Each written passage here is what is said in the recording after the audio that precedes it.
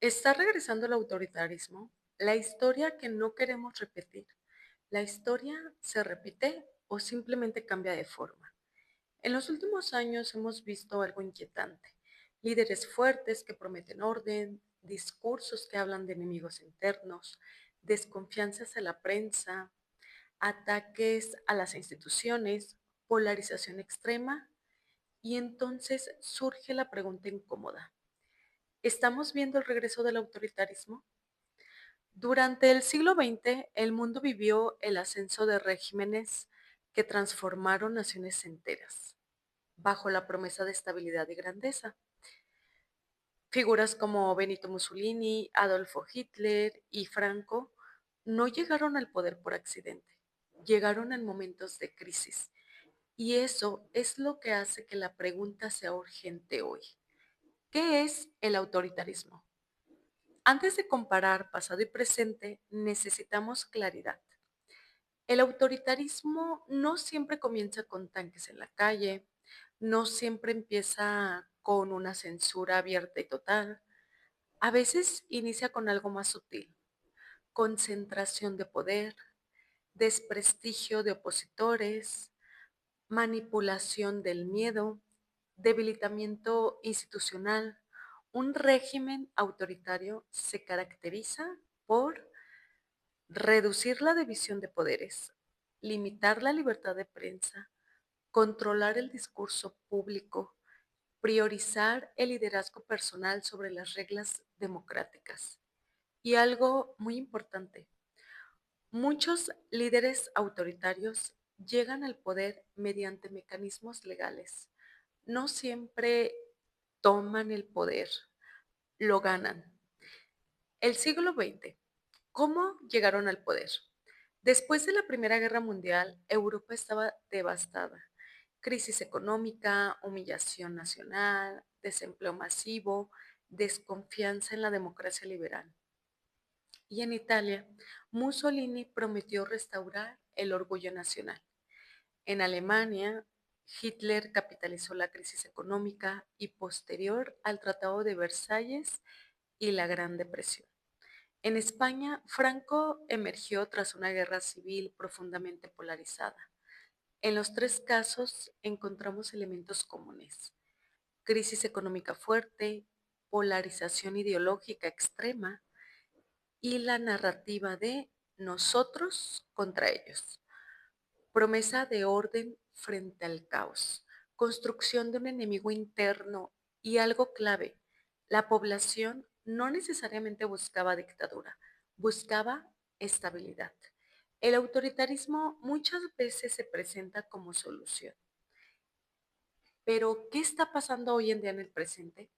En distintas regiones del mundo vemos líderes que atacan a la prensa, reformas que concentran poder en el Ejecutivo, uso constante de discursos nacionalistas, desconfianza creciente en procesos electorales, redes sociales amplificando polarización. No estamos en 1930, pero sí vivimos crisis económicas globales, pandemias recientes, desigualdad creciente, desconfianza institucional. Y cuando la incertidumbre aumenta, la sociedad tiende a buscar figuras que proyecten fuerza. La historia nos muestra que el miedo es terreno fértil para el autoritarismo. Pero cuidado, decir que todo se está repitiendo también es simplista.